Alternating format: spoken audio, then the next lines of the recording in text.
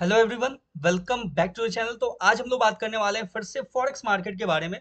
Forex market के अंदर market makers कौन होते हैं, उनके बारे में आज हम लोग डिटेल में बात करने वाले हैं।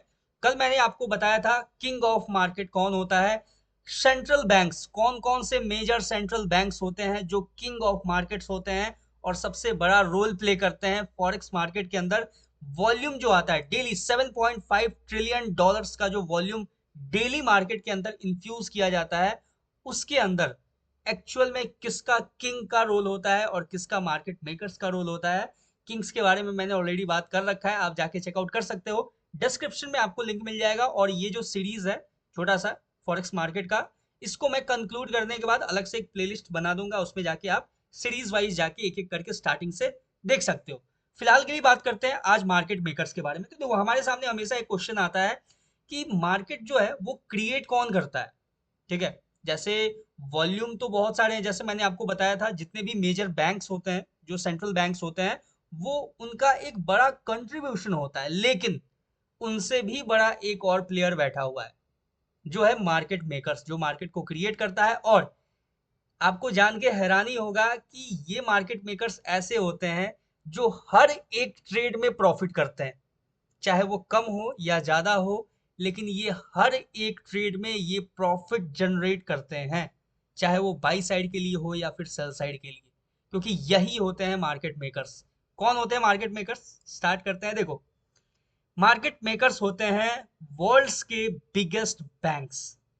ठीक है, जिन्हें हम कमर्शियल बैंक्स भी बोलते हैं। ये होते हैं वर्ल्ड्स के बिगेस्ट बैंक। ठीक है, WBB, वर्ल्ड्स बिगेस्ट बैंक्स। ठीक है, ये चीज शॉर्ट फॉर्म में मैं लिख रहा हूँ, इसको आप नोट डाउन कर लेना। मार्केट मेकर्स होते हैं कमर्शियल बैंक्स, जो कि वर्ल्ड के बिगेस्ट बैंक्स होते हैं। अब इनके बारे में, ये जो वर्ल्ड्स के बिगेस्ट बैंक्स हैं, कौन कौन से हैं? इनके अंदर आता है मेजर 7 बैंक्स। ठीक है, टोटल मेजर आपको 7 बैंक्स देखने को मिलेगा, जो कि मार्केट क्रिएटर्स, मार्केट मेकर्स के रोल प्ले करते हैं मार्केट के अंदर। अब ये 7 मेजर बैंक्स कौन कौन से होते हैं, एक एक करके जानते हैं। सबसे पहला बैंक जेपी मॉर्गन, बहुत फेमस है, आपने नाम सुना होगा ऑलरेडी। ठीक है, मैं शॉर्ट फॉर्म में लिख रहा हूँ JPM, जेपी मॉर्गन चेस। ठीक है, CHASE है यहाँ पे। ठीक है, इसको आप नोट डाउन कर लेना, जेपी मॉर्गन चेस इस बैंक का नाम है। ठीक है, पहला सबसे बड़ा बैंक। दूसरा बैंक, ध्यान से सुनना, हर एक पॉइंट, एक एक चीज मैं बहुत अच्छे से समझाऊंगा। दूसरा है गोल्डमैन सैक। ठीक है, इसका भी आपने नाम सुना होगा बहुत बार। पहला है जेपी मॉर्गन चेस, दूसरा है गोल्डमैन सैक, तीसरा है मॉर्गन स्टैनली, चौथा है बैंक ऑफ अमेरिका। ठीक है, BOA, बैंक ऑफ अमेरिका है। फोर्थ नंबर पे आता है। ठीक है, ये चीज याद रखना, पहले नंबर पे है जेपी मॉर्गन चेस, दूसरे नंबर पे है गोल्डमैन सैक, तीसरे नंबर पे है मॉर्गन स्टैनली, फोर्थ नंबर पे है bank of America, fifth number पे है सिटी ग्रुप। आजकल बहुत ज्यादा न्यूज में होगा, आप लोगों को पता होगा, जब से ये डोनाल्ड ट्रंप का चल रहा है ना, ये जो ऑयल मार्केट पे, समझ रहे हो, ऑयल वगैरह मैनिपुलेशन, ये सब के पीछे आपको ये कहीं ना कहीं ये काफी फेमस नाम हो चुका है आजकल काफी जगह आपको देखने को मिलेगा। 6 नंबर पे आता है HSBC। ठीक है, 6 नंबर पे है HSBC बैंक। ठीक है, और 7 नंबर पे आता है वेल्स फार्गो। ठीक है, वेल्स फार्गो। ठीक है, चलो 7 नंबर पे आता है वेल्स फार्गो। थोड़ा सा हैंड राइटिंग सही नहीं है, मुझे पता है। तो ये हो गया आपके सामने मेजर 7 सेंट्रल कमर्शियल बैंक्स। ठीक है, ये हो गया आपका commercial banks, major 7 commercial banks. एक बार मैं फिर से रिपीट कर देता हूँ। पहला है जेपी मॉर्गन चेस, दूसरा है गोल्डमैन सैक, तीसरा है मॉर्गन स्टैनली, फोर्थ नंबर पे आता है आपका bank of America, fifth number पे आता है सिटी ग्रुप, 6 नंबर पे आता है HSBC, और 7th नंबर पे आता है वेल्स फार्गो। ये 7 मेजर बैंक्स, ये जो हैं इतने बड़े 7 मेजर कमर्शियल बैंक्स। अब आपको जान के हैरानी होगा कि अप्रोक्स मोर देन 50% जो डेली वॉल्यूम होता है मार्केट के अंदर, यानी कि जो डेली वॉल्यूम है वो है अप्रोक्स 7.5 ट्रिलियन डॉलर्स का। और 7.5 ट्रिलियन डॉलर्स में से मोर देन 50% जो वॉल्यूम होता है, डेली वॉल्यूम मोर देन 50%, यानी 50% प्लस का जो वॉल्यूम होता है, वो यही 7 बैंक्स मिल के क्रिएट करते हैं डेली मार्केट के अंदर। अब सोच सकते हो कि मतलब इनको मार्केट मेकर्स कहना कोई ऐसा नहीं है कि हाँ ये कुछ नया चीज हो गया, यही होते हैं एक्चुअल मार्केट मेकर्स। और इन्हीं के डायरेक्शन में हमें बैठ के अपना जो भी प्रॉफिट होता है उसको मार्केट से निकालना होता है। हमें हमेशा ये चीज याद रखना है कि इतने बड़े बड़े प्लेयर्स, चाहे वो सेंट्रल बैंक्स हो या फिर कमर्शियल बैंक्स हो या फिर हेज फंड्स हो या फिर इंस्टीट्यूशंस हो, इनके अगेंस्ट में आप कभी भी मार्केट के अंदर सरवाइव नहीं कर सकते हो, चाहे आपके पास कितना भी ट्रेडिंग कैपिटल है। क्योंकि 7.5 ट्रिलियन डॉलर्स के एक दिन के मार्केट के वॉल्यूम के अंदर मोर देन 50% सिर्फ इनका होता है वॉल्यूम। अब मोर देन 50% हो गया कमर्शियल बैंक्स वालों का, और कमर्शियल बैंक्स, ये चीज याद रखना, कमर्शियल बैंक्स और इनका कौन है, मैंने कल जो डिस्कस किया था, सेंट्रल बैंक्स। कमर्शियल बैंक और सेंट्रल बैंक दोनों को मिला के 73% ये दोनों कंट्रीब्यूट करते हैं डेली वॉल्यूम के अंदर। यानी ये 7 कमर्शियल बैंक्स जो मेजर कमर्शियल बैंक्स हैं, प्लस सेंट्रल बैंक्स जिनके बारे में मैंने कल प्रॉपर डिस्कस किया हुआ था आपके सामने, जैसे फेड हो गया, ईसीबी हो गया, बीओजे हो गया, बीओई हो गया, एसएनबी हो गया, ये दोनों लोग सिर्फ मिलके 73% आपका ट्रेडिंग डेली वॉल्यूम क्रिएट करते हैं। यानी ये जो कमर्शियल बैंक्स हैं, इनका ज्यादा बड़ा रोल होता है फिर भी मार्केट के अंदर, डेली वॉल्यूम के अंदर, इसलिए इनको कहा जाता है मार्केट मेकर्स। समझ में आ गया? आई होप आपको समझ में आया होगा थोड़ा सा। अब बात करते हैं कि ये एक्चुअल में ये कमर्शियल बैंक्स करते क्या है। यानी इतना बड़ा वॉल्यूम, मतलब मोर देन 50%, 7.5 ट्रिलियन डॉलर्स का मोर देन 50% वॉल्यूम अगर कोई जनरेट कर रहा है, तो आखिर वो करता क्या है, ठीक है, आखिर उसका मतलब रोल क्या होता है, इसके बारे में थोड़ा सा जानते हैं। सबसे पहला होता है फेलिसिटेट ट्रांजैक्शन, ठीक है, फेलिसिटेट ट्रांजैक्शंस, ये चीज, ये टर्म याद रखना, फेलिसिटेट ट्रांजैक्शंस। इसके अंदर क्या आता है, जितने भी करेंसीज होते हैं, ठीक है, जैसे ईयूआर हो गया, यूएसडी हो गया, जेपीवाई हो गया, जीबीपी हो गया, ये जितने भी बड़े मतलब जितने भी मेजर करेंसीज होते हैं, ये उनको कन्वर्ट करता है, ठीक है। कैसे कन्वर्ट करता है, क्या रोल रहता है, इसके बारे में जानते हैं। देखो, सबसे पहला आता है इसमें मल्टीनेशनल कंपनीज, ठीक है, यानी मल्टीनेशनल कंपनीज, मल्टीनेशनल कॉरपोरेशंस जो होते हैं, उनका जो करेंसीज होता है, ठीक है, जो करेंसीज होता है उनको कन्वर्ट करता है। उसके अंदर आगे आपका मल्टीनेशनल कॉरपोरेशंस, अभी मैं आपको एग्जांपल से ही बताऊंगा कैसे होता है। उसके बाद आ गया आपका गवर्नमेंट्स, ठीक है। उसके बाद आ गया जितने भी छोटे मोटे अदर बैंक्स होते हैं उनका हो गया, ठीक है, अदर बैंक्स, ठीक है। और लास्ट में आ गया जो इनके अपने क्लाइंट्स होते हैं, ठीक है। हर बैंक हो गया, चाहे वो कमर्शियल हो या फिर आपका सेंट्रल बैंक्स हो, सबका अपना अपना भी कुछ क्लाइंट्स होते हैं जो बहुत बड़े बड़े बिलियनियर्स होते हैं, ट्रिलियनियर्स होते, ट्रिलियनर के तो श्रेणी में एक ही है, एलन मस्क, ठीक है, वो भी किसी ना किसी बैंक के पार्ट ही होंगे, किसी ना किसी बैंक के क्लाइंट ही होंगे। वैसे ही जो बड़े बड़े मिलीनियर्स, बड़े बड़े बिलियनियर्स होते हैं, वो किसी ना किसी बैंक के क्लाइंट्स होते हैं। वैसे ही देखो, मनी ट्रांजैक्शन इनका मेन जो है, जो ये फैसिलिटेट ट्रांजैक्शंस हैं, इनके अंदर आता है आपका कन्वर्ट करेंसीज। ये करेंसीज जो होता है उसको कन्वर्ट करते हैं, किसके लिए करते हैं, मल्टीनेशनल कॉरपोरेशंस के लिए, गवर्नमेंट के लिए, अदर जो छोटे मोटे बैंक्स हैं उनके लिए, और इनके जो बड़े बड़े क्लाइंट्स हैं उनके लिए। सिंपल है, अभी मैं आपको एक एग्जांपल से समझाता हूँ। जैसे एप्पल कंपनी है, ठीक है, एप्पल कंपनी है, वो बिजनेस कर रहा है यूरोप के अंदर, क्लियर है। अब जब वो देखो, वैसे तो वो बहुत सारे जगह पे बिजनेस कर रहा है, लेकिन हम सिंपल एक एग्जांपल लेते हैं। अगर एक कंपनी है, एप्पल कंपनी मान लेते हैं, वो बिजनेस कर रहा है यूरोप के अंदर, ठीक है। यूरोप के अंदर जो वो बिजनेस कर रहा है, तो वहां से वो क्या अर्न कर रहा है, वो अर्न कर रहा है यूरोस, यानी वो जो भी उसका पेमेंट आ रहा है वो आ रहा है यूरोस के अंदर। तो सिंपल क्या है कि जब एप्पल कंपनी, ये कहाँ की है, यूएसए की कंपनी है, आपको पता ही होगा, ये है यूएसए की कंपनी एप्पल जो है। और ये जब यूरोप के अंदर बिजनेस करेगी, तो वहां पे जितने भी बायर्स होंगे, वो किस में पेमेंट करेंगे, उसको यूरोस के अंदर करेंगे पेमेंट।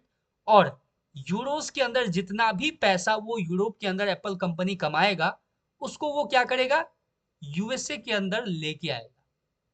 ठीक है, यूएसए के अंदर ले आएगा क्योंकि एप्पल कंपनी कहाँ की है, यूएसए की है।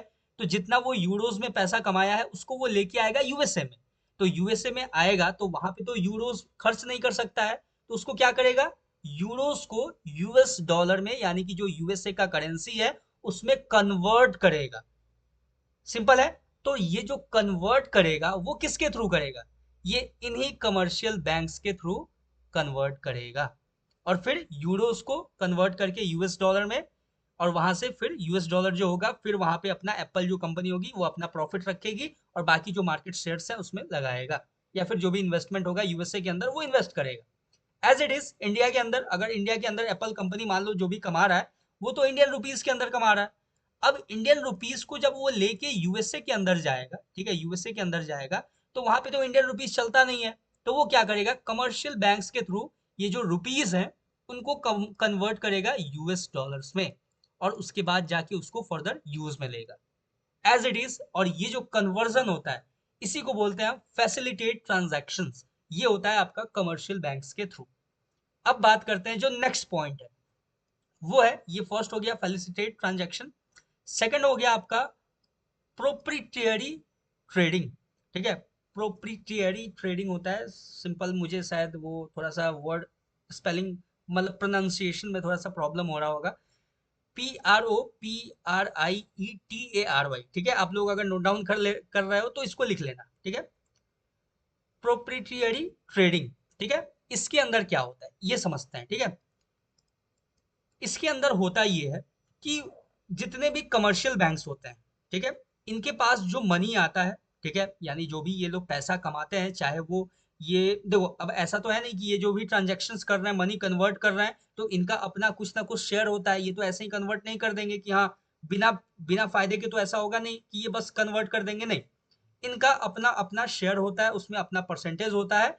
हर ये सब जो भी इनका अर्निंग्स होता है इससे क्या करते हैं, ये ट्रेड करते हैं, ये मार्केट के अंदर डायरेक्ट ट्रेड करते हैं। और जो ट्रेड करते हैं वो ये ट्रेड जो होता है ये अपने स्ट्रेटजी, यानी इनके पास भी ग्रुप ऑफ जो बोले एनालिस्ट होता है। ठीक है, ग्रुप ऑफ एनालिस्ट होता है, ये अपना इनका अपना स्ट्रेटजी होता है जिसके बेसिस पे ये मार्केट के अंदर करते हैं ट्रेड, और ये जनरेट करते हैं अपना प्रॉफिट। इसके अंदर किसी का कोई शेयर नहीं होता है, यानी ये जो अपना स्ट्रेटजी डेवलप करते हैं इसी को हम लोग बोलते हैं प्रोप्रिएटरी ट्रेडिंग। ठीक है, आई होप समझ गए होगे आप। ठीक है, इनका जो अपना मनी होता है उसमें अपना इनका एनालिसिस होता है, एनालिस्ट होता है, अपना स्ट्रेटजी होता है, और उसी की बेसिस पे ये अपना मार्केट के अंदर ट्रेड करते हैं और इससे अपना प्रॉफिट जनरेट करते हैं। ठीक है, ये अपने मनी से, ऐसा नहीं है कि इन्होंने कहीं और से पैसा उठाया और उससे ट्रेड किया और इसमें अपना शेयर, नहीं, ये नहीं काम करते। इनका जो अपना पैसा होता है, जो अपना प्रॉफिट होता है, उससे ये मार्केट के अंदर ट्रेड करते हैं। सिंपल। अब देखो ये जो क्या है, मैंने आपको जैसे स्टार्टिंग में ही बताया हुआ था कि ये होते हैं मार्केट मेकर्स। ठीक है, तो जो भी आप स्प्रेड देखते हो ना, ठीक है, मार्केट के अंदर जो स्प्रेड आपको देखने को मिलता है, एक्चुअल में जो स्प्रेड क्रिएटर्स एक तरह से आप बोल सकते हो, यही लोग होते हैं कमर्शियल बैंक्स जो स्प्रेड को क्रिएट करते हैं।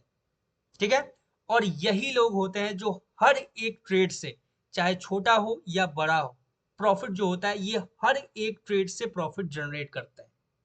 आई होप आपको ये पूरा का पूरा पॉइंट समझ में आया होगा। अब बात करते हैं इसके अंदर कमर्शियल बैंक्स का एक और मेजर रोल होता है, उसके बारे में भी हम लोग बात कर लेते हैं थोड़ा सा। ठीक है, सिंपल यहाँ पे मैं थोड़ा सा इसको क्लियर कर देता हूँ, क्लीन कर देता हूँ थोड़ा सा यहाँ पे एरिया, और यहीं पे बात करते हैं। कमर्शियल बैंक्स जो होते हैं, ठीक है, कमर्शियल बैंक्स उनका एक और रोल होता है, और वो क्या होता है, वो होता है इंटर बैंक मार्केट। ठीक है, ये टर्म समझना, इंटर बैंक, INTERBANK,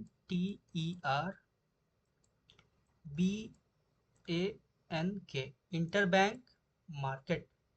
ठीक है, ये समझ जाना, बस थोड़ा सा डॉक्टरों वाली लैंग्वेज हो गई है। ठीक है, राइटिंग हो गया, ठीक है, थोड़ा सा इसको, चलो कोई ना, इसको आप लोग समझना, थोड़ा सा आपको मेहनत पड़ेगा। अब देखो ये जो इंटर बैंक मार्केट होता है वो क्या होता है, ठीक है, ये समझते हैं। इसमें होता ये है कि जो बैंक्स होते हैं, ठीक है, जो मेजर बड़े बड़े बैंक्स हो गए या फिर छोटे छोटे जो माइक्रो बैंक्स हो गए, ये लोग क्या करते हैं, ये जो बैंक्स होते हैं ये आपस में ही ट्रेड करते हैं। ठीक है, अब आप बोलोगे ये आपस में क्या ट्रेड करते हैं? हाँ, ये सही बात है। ये एक दूसरे के बीच में जो बैंक्स होते हैं, ये एक दूसरे के, ये जो मैंने इंटर बैंक मार्केट बताया है, इसके अंदर का मैं कॉन्सेप्ट आपको बता रहा हूँ। ठीक है, जो बैंक्स होते हैं वो आपस में एक दूसरे में ही एक बेस्ट प्राइस के ऊपर ट्रेड करते हैं। ठीक है, यानी कि मान लो किसी को बाई करना हुआ और कोई सेल करके बैठा है। ठीक है, या फिर किसी को सेल करना हुआ, कोई बाई करके बैठा है, तो वो लोग आपस में ही बात करके, आपस में ही कन्वर्सेशन करके एक बेस्ट पॉसिबल प्राइस के ऊपर वो लोग बाइंग या सेलिंग डायरेक्ट करते हैं आपस में ही। ठीक है, इसको बोलते हैं हम लोग इंटर बैंक मार्केट। इसके अंदर क्या होता है कि देखो, रिटेल ट्रेडर्स का इसमें कोई हिस्सेदारी नहीं होता है, ये चीज जान लेना। ना ही रिटेल ट्रेडर्स इसका कोई हिस्सा होता है, क्योंकि जितने भी रिटेल ट्रेडर्स होते हैं वो किसी ना किसी ब्रोकर्स के थ्रू ट्रेड करते हैं। आप लोग को पता होगा, जितने भी रिटेल ट्रेडर्स हो गए वो किसी ना किसी ब्रोकर्स के थ्रू ही ट्रेड करते हैं। और ये जो इंटर बैंक मार्केट के अंदर हो गया, इसमें दो बैंक्स, ठीक है, अब मान लेते हैं कि जैसे जेपी मॉर्गन चेज हो गया, या फिर ये हो गया, क्या बोलते हैं, गोल्डमैन सैक्स हो गया, इन दोनों को किसी एक बेस्ट पॉसिबल प्राइस के ऊपर ट्रेड करना है, तो ये लोग एक दूसरे से बात करके ही वो ट्रेड कर लेते हैं आपस में। इसमें ना ही कोई ब्रोकर का रोल होता है, ना ही कोई रिटेलर्स का रोल होता है, क्योंकि जो रिटेलर्स होते हैं वो डायरेक्टली डिपेंड करते हैं ब्रोकर्स के ऊपर, और ब्रोकर्स जो होते हैं वही जो होते हैं रिटेलर्स के ट्रेड को मार्केट के अंदर पंच करते हैं। ठीक है, तो ये पावर जो है इंटर ये इंटर बैंक मार्केट का, ये सिर्फ कमर्शियल बैंक्स के अंदर आपको देखने को मिलता है। ठीक है, आई होप ये सारा पॉइंट क्लियर हुआ होगा, ये इंटर बैंक मार्केट क्या होता है, और जो कमर्शियल बैंक्स हैं इनका रोल क्या होता है मार्केट के अंदर, और जैसे हम लोग एक्स्ट्रा जो स्प्रेड होता है उसके लिए जो हम लोग पे करते हैं। ठीक है, और देखो, जो भी हम लोग स्प्रेड होता है, ठीक है, एक्स्ट्रा जो आपको स्प्रेड लगता है, अलग अलग ब्रोकर्स में अलग अलग स्प्रेड होता है, ये कहीं ना कहीं आपका सेंट्रल बैंक्स और कमर्शियल बैंक से ही लिंक होता है। ठीक है, और ये जितना चाहते हैं अकॉर्डिंग कि हाँ इतना रिटेलर्स पे करे, वो पे करता है रिटेलर्स। और हमेशा याद रखना ये चीज कि कभी भी इतने बड़े प्लेयर्स से फाइट के बारे में मत सोचना, मार्केट के डायरेक्शन में हमेशा ट्रेड लेना। इसलिए जितने भी आज आप बड़े बड़े सक्सेसफुल ट्रेडर्स को देखोगे, वो हमेशा प्रेफर करते हैं मार्केट के डायरेक्शन में ट्रेड करना। कभी भी वो मार्केट से फाइट नहीं करते हैं, मार्केट के अपोजिट डायरेक्शन में ट्रेड पंच नहीं करते हैं, क्योंकि यही आपको समझ में आएगा कि चाहे आप कितना, आपके पास कितना भी बड़ा कैपिटल हो, मार्केट के जो एक्चुअल प्लेयर्स हैं, मार्केट के जो किंग्स हैं, मार्केट के जो मेकर्स हैं, वो अलग हैं, वो एक डिफरेंट लेवल पे है। तो मार्केट के किंग्स जो होता है वो बोला जाता है आपका किसको? सेंट्रल बैंक्स को। और मार्केट मेकर्स जो होते हैं वो होते हैं कमर्शियल बैंक्स। आई होप आपको ये पूरा का पूरा कमर्शियल बैंक का जो रोल है ये समझ में आया होगा। ये 7 मेजर जो कमर्शियल बैंक्स हैं इनके बारे में समझ में आया होगा, और कैसे कैसे कौन कौन से टाइप से जो ये ट्रेडिंग करते हैं मार्केट में, चाहे वो फैसिलिटेट ट्रांजेक्शन हो, प्रोप्रिएटरी ट्रेडिंग हो, या फिर मार्केट के मेकर्स कैसे रोल प्ले करते हैं, ये चीज पूरा का पूरा डिटेल में आपको समझ में आया होगा।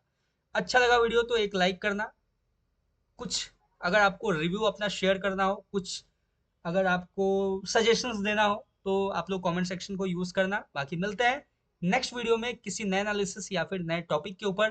तब तक के लिए all the best for your trading journey, for your trading career. Thank you very much guys.